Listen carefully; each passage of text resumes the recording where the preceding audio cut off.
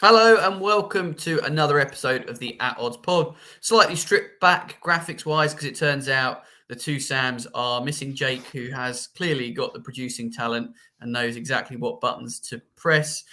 Jake, come back. All is forgiven, even though you're a City fan.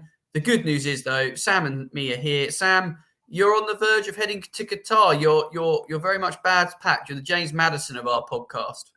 I am. Nobody expected to call up, but I'm heading over. Yeah, I've got the itinerary of everything I kind of need in there. The inventory, sorry, got the inventory of everything I need to pack. Getting ready to do that over the weekend and prepare to head out next week.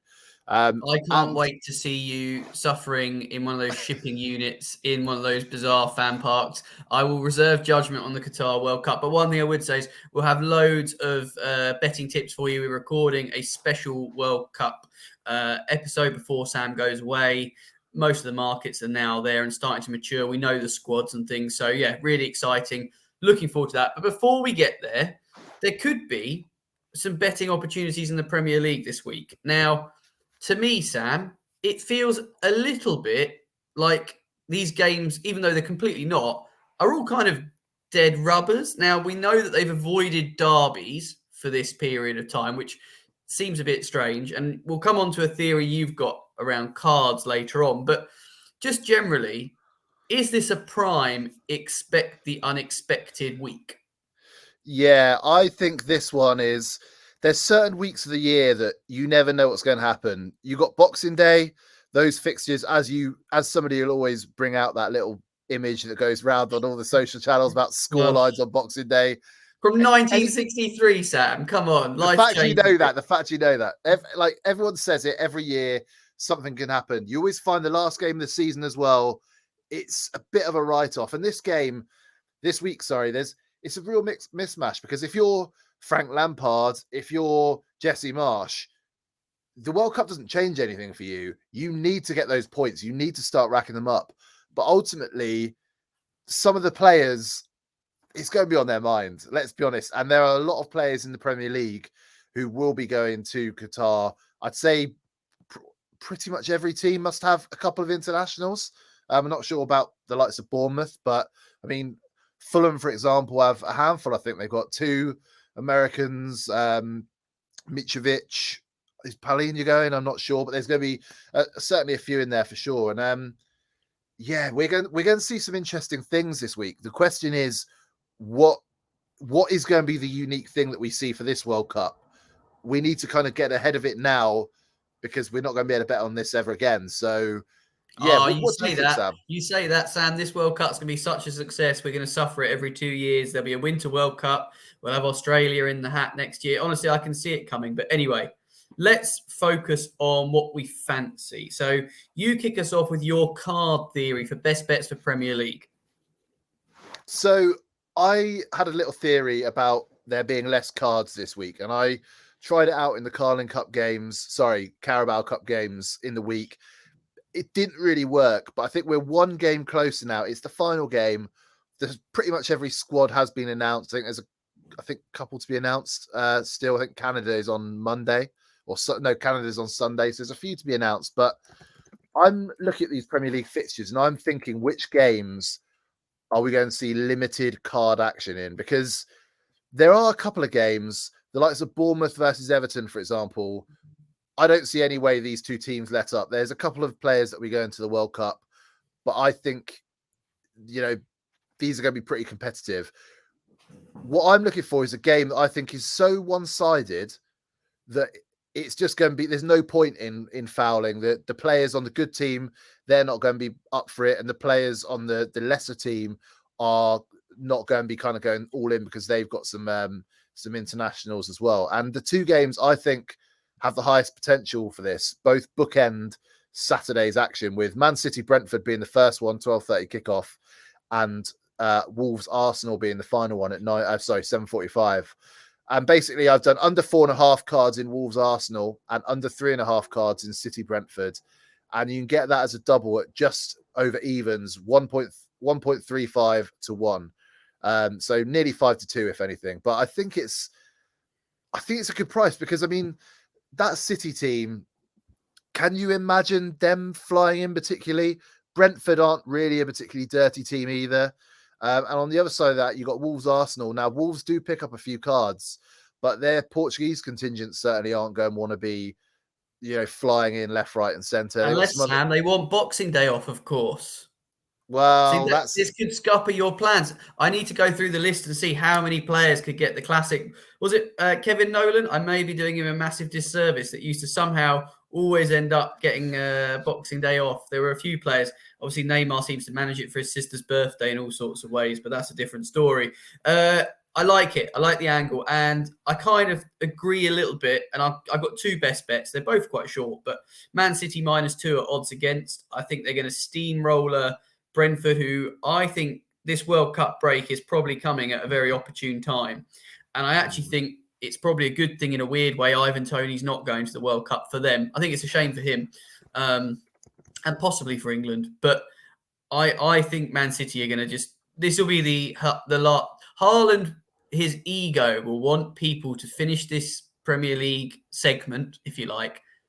He's going to want to round it off. He's on 18 goals. He's going to get to 20, isn't he? Probably in this game. He'll pick up a couple. He'll play the 90 because he's not going off to the World Cup. Pep's going to be quite happy to get full juice out of him.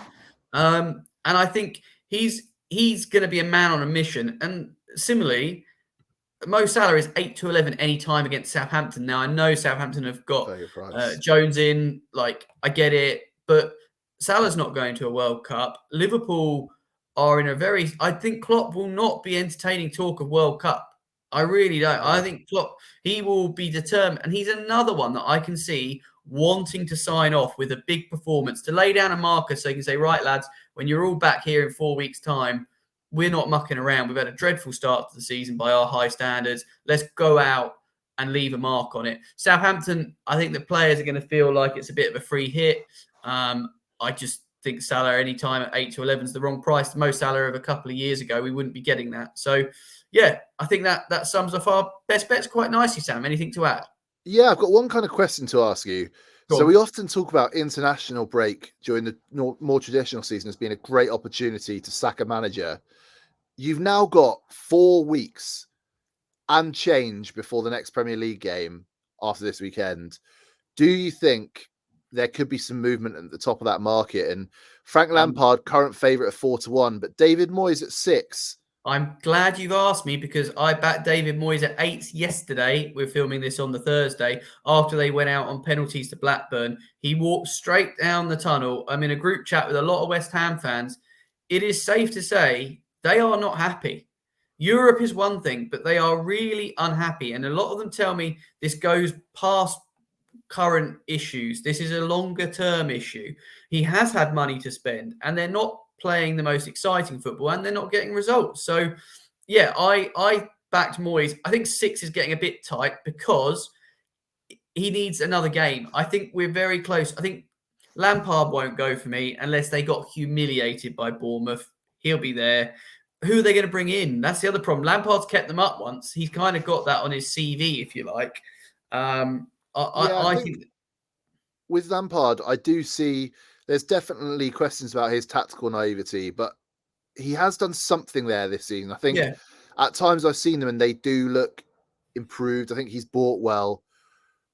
And on the other hand, you've got Leicester at West Ham. That's a potential banana skin. But I mean, talking about players potentially taking it easy, I wouldn't be surprised to see James Maddison have the worst game of his season so far. Or will Maddison think to himself, this is the game that I proved to Southgate why you need to not just pick me in the squad, start me.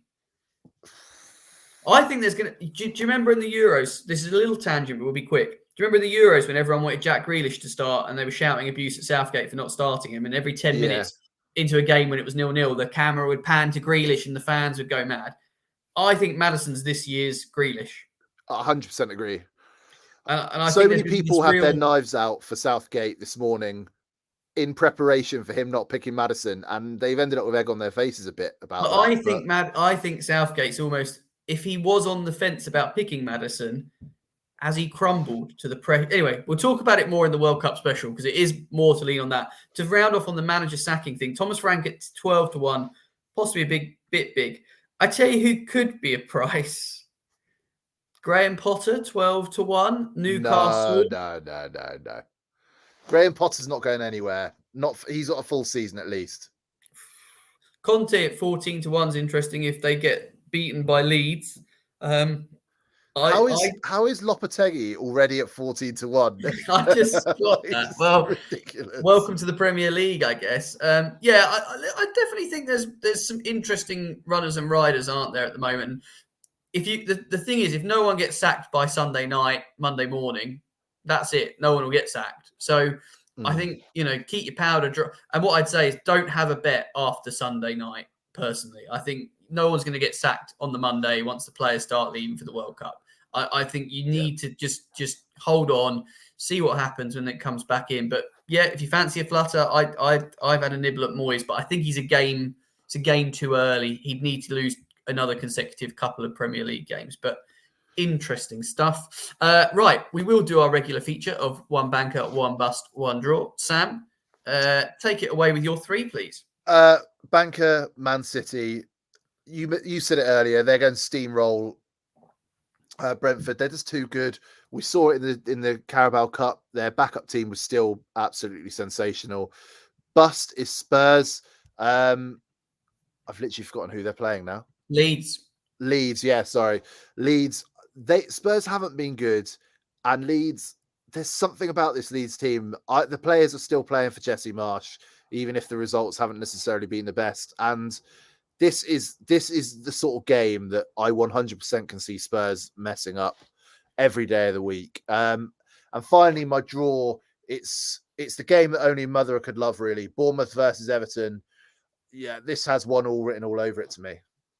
No, fair enough. I agree with you on the City banker, but I'm going for Liverpool just to be different. But there you go.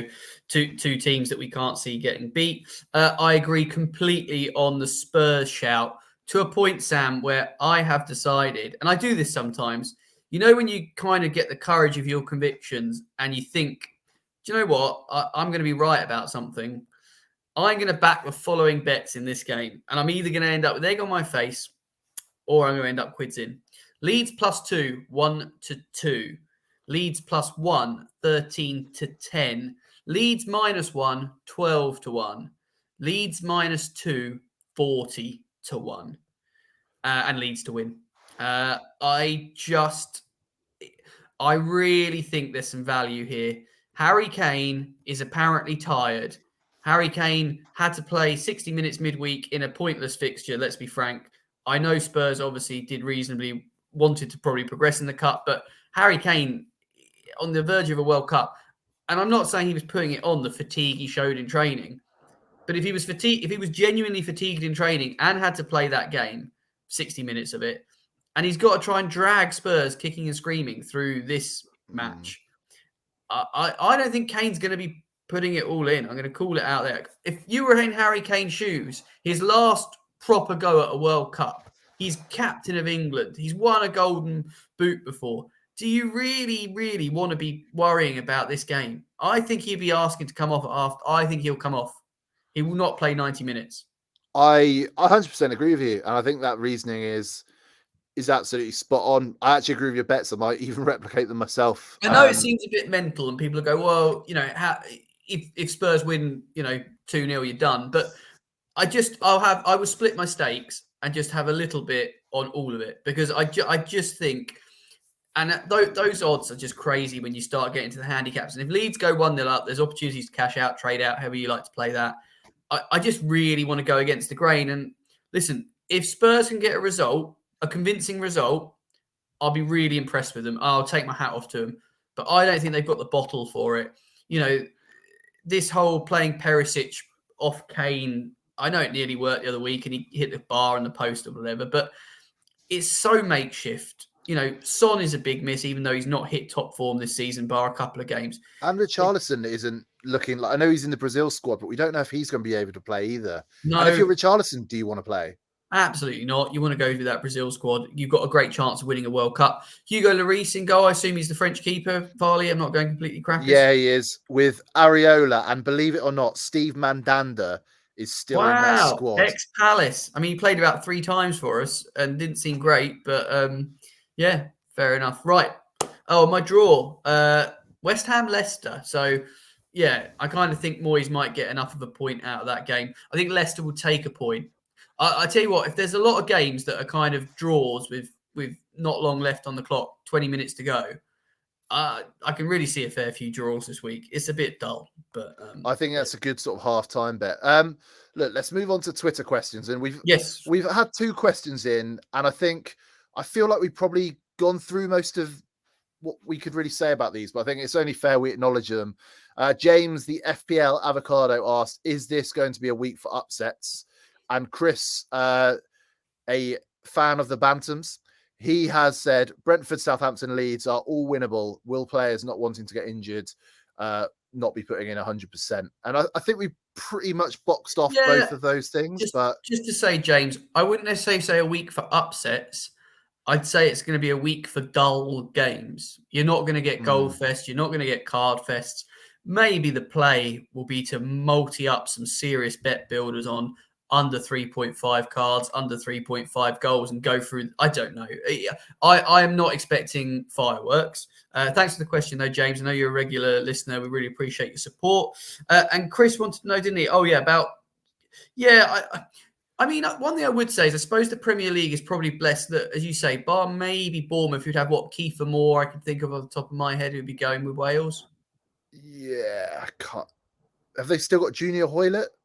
But they're not going to have Who the knows? depth. I do get it. But then, Liverpool don't actually have that many core players going. They've got a fair few, but not tons. So I think every team's going to suffer a bit with it. And I think it's just going to be a weird weekend. I think Man City, when it comes to upsets, are probably too good to be upset here.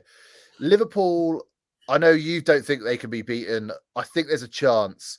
But I think when you look down at some of the, I'd say, good teams that are not great, Spurs, Man United, could definitely see them being turned over. Chelsea, Newcastle. I don't think it's a shock if Chelsea get beat, is it? Let's be honest. No. And even Wolves, Arsenal, a new manager at Wolves at home against an Arsenal team that have half their players going off to the World Cup. Would you be that shocked if there was a draw there? I don't think they'll get beat, but I think a draw is a very realistic possibility. So, yeah, I kind of do agree. I'd say with the exception of Man City, Brentford, I think there is an opportunity for an upset. Whether that upset is the weaker team winning, I doubt, to be honest. But can there be draws where there might ordinarily not be? Absolutely. No, definitely. So, Boz, I've got a question for you. Go on. It's time for racing chat, isn't it? Yeah, of course it's time for racing chat. So I blew out the Breeders' Cup, though, last week. Let's not paint over that. It was not a pretty picture. Golden Pal. Real shame there. But great racing and fair play. That's the end of the flat season for me. I will not even be hesitating to try and look at the all-weather stuff. That's just not my bag. So all about the jumps. The Willie Mullins bet, just to update you guys on that. He didn't leave anything in the Paddy Power or the race at Newbury. We need him to have a couple. He's got one runner in the big handicap hurdle, which will help us. He is going to need to make some inroads before Christmas. Paul Nicholls is flying, but I don't think all hope is just about lost there. So we'll keep our eyes peeled on that one. So, yeah, the big race of the weekend would be what used to be the BetVictor Gold Cup, now back to the Paddy Power Gold Cup. Really nice race, this. I'm not sure this renewal is that strong. Traditionally, it's a very competitive handicap. So horses going over fences, they're allotted weights. And traditionally, you kind of want something unexposed or that's not sort of been running that often. It's a little bit interesting to see. The lineup hasn't kind of. I don't think it's going to be a classic renewal, put it that way, which is what draws me to a horse that's not got too many miles on the clock to be the winner of it, which is trained by Jamie Snowden. And he's a great guy, Jamie. I'm very lucky that I get to visit his stable for work on a very regular basis. Brilliant trainer, really nice guy. And Garlaw's a French horse that's only a 6-year-old, so fairly young. And Jamie's in great form himself, 27% strike rate in the last 2 weeks. Johnny Burke rode this horse up at Aintree, and it was the first time the horse had been seen for over a year, coming back from a bit of an injury. And if you watch that race back, you can watch it Sporting Life, places like that for free. Just watch how well this horse runs for an athlete that's been off the track. a really long time. He's running really well, makes a little bit of a blunder, a couple out, and that stops him from winning the race. But that wasn't his Gold Cup. I suspect this has been the race in mind for a while. Johnny Burke's back on again. He's now 13-2. I am sat on a bigger price, which I don't like to trumpet because it doesn't help you guys out there. But I think come the day, you'll probably get 7-8-1. Jamie wouldn't have the same profile as Nicky Henderson. I can see this horse going off a slightly bigger price. You'll get loads of places. For me, he's an each-way bet. You'll get 5 places. Maybe Powers will go 6 because they sponsor it. You're going to get good terms, get involved, have an each-way bet. I think he'll go well. Be worth watching Cheltenham. There's a few Irish horses over. The handicap hurdle on the Sunday is pretty good. But yeah, racing-wise, we'll really start to get into the meat of the season now. Lots to get excited about. And I'm going to pop another anti-post bet, Farley. I've just remembered it. I was lucky enough to be at the London Racing Club on, when was it? Tuesday night, talking to their members. Very kind to be invited by a lovely lady called Kate Austin. Really interesting, and they had some strong views, and I sort of was there to try and dig out a bit of anti-post value, a bit like I do for this. And there was a horse I found that I thought I was needing reading glasses for because it's 50-1. And I'm just desperately checking now to see that there's still 50s available before I put it up, because I do think we need a big price. This is in the Stayers Hurdle, which is the feature race on the Thursday. Arguably, it's split with the Ryanair, but I prefer the Stayers Hurdle. Tends to be older horses running in this. And yeah, there is still 50-1 available at a major bookmaker on Walking on Air. A novice last season with Nicky Henderson, ran a lovely race at Newbury when I was there. Brilliant run. Really impressive. I backed him for Cheltenham. Sadly, didn't make Cheltenham because he had a niggle. Then ran at Aintree and ran no sort of race. Nicky Henderson said he thinks this horse could be a really nice stayer in the making. Going to have a season over hurdles before going chasing. Touch wood, that's what he said in the press, so I'd imagine that's what he'll do. The only feasible festival route really is the 2-mile champion hurdle or the 3-mile Stayers Hurdle. The champion hurdle looks hot. Nicky Henderson's got the favourite for it in Constitution Hill. This horse going up to 3 miles, 50-1. The mother of the horse was a stayer. Like, there's so much to like, and I'm going to go back in again before we air this just in case someone else nicks that price. Looking forward to that. I'll be there on the Thursday, so I've got that. Get on, Farley. Give already. Cheer home at a big price. Hopefully so. Look, next up, we're going to take a little trip over to Munich. There is, of course, the first NFL game in Germany, regular season NFL game this weekend with the Seahawks at the Bucks. Very quickly, just want to put up a little tip for this. Kenneth Walker III, Seahawks running back. So impressive this year. 6-5 you can get on him, scoring anytime TD. I think that's a really good price. I generally don't go for prices around that. I like to go for a little bit bigger with my touchdowns, but I think it's a really good price at over evens. And the Seahawks are actually the underdogs, according to the bookies. And to be honest with you, they probably be the team I'd be putting the money on if I had to. I certainly think covering them on the spread is the way to go. Is he a running back or a wide receiver, Sam? Running back. He's a running back, because I was just checking the weather, but I think you'll actually be okay if you're betting for the overs in Germany. It looks like there's no wind, no rain, just an overcast day. So that's always something to play into effect, because so many of these NFL games that we watch, Sam, are played in glorious sunshine, aren't they? Or snow. There doesn't seem to ever be much of a middle ground. I think Kenneth Walker he's been so good since he came in for the Seahawks. Didn't get a huge amount of chances till about 4 weeks ago. He was sort of sharing the load with Rashard Penny. Penny gets injured. Kenneth Walker seizes his chance, and he scored 7 TDs so far this season, and 6 of them have been in the last 4 weeks, which I think tells you that he's really kind of put his foot on the accelerator and just become their number one back now, and Rashard Penny won't ever get that job back. But yeah, really good player, and I think just a huge opportunity betting wise. But look, let's move on now. This is a shorter show than usual. Basically, there's not really quite as much going on with the World Cup. Just to reiterate once again, early next week, we will have the World Cup show coming up for you, which I think I'm going to call it now, Boz. It's going to be our best show of the year. I think it's going to be the most interesting one. I've got a 33-1 tip, which I'm going to tease you all with. You're going to have to watch it. It'll still be 33s by the time we get the show around, so don't panic. But yeah, we'll look at everything. We'll take a run through the groups quickly, pick our top and bottom, see who can come out on top. find an upset or two. I've got an angle, which means I think Qatar could actually get some points, which I think people might laugh at me for, but it'd be well worth listening to. Boz, we could talk about this on next week. I'm with you. I think Qatar go through, especially after the Mane news. Yes. Well, look, we'll save that for the World Cup podcast. Best bet double for this weekend. I'm going to put Mo Salah up anytime, 8-11. I just think he's a machine. He'll score against Southampton, who I think are going to need a bit of an MOT from their new manager. And I also think new manager coming in, I can't see him going to Anfield and wanting to stick 10 behind the ball. I think he'd rather see them lose 4-1 than 1-0, personally. I'm not sure I'm right, but we shall see. So Salah for me, 8-11. Farley, you think Derby are going to bounce back from their near miss at Liverpool in the week? Yeah, hugely unlucky going out on pens. But I think Derby, they're away at MK Dons, 11-10. I think I spoke about it last week or the week before about just how unbelievably bad MK Dons were when I saw them. And even though Plymouth have beaten both these teams on the road this year, I was actually really impressed with Derby when we played them because they, for the most part, were very, very good. And they will thrash MK Dons. So anything above evens, I think this is one of those. It's 11-10 now. Come Saturday morning, you're looking at evens or below for this. I honestly think. So if you put £1 on that, you'd get £2.63 back in profit. So I think it's a lovely little double to put on a tenner. Get 26 quid back. That'll pay for a couple of beers to enjoy the England games with. Yeah. Which or one if you're in Qatar. Yeah. One non-alcoholic beer, I imagine, Farley. Right. Look forward to catching up with all of you on our World Cup show early next week. Thank you for watching. Do give us a like. Do subscribe.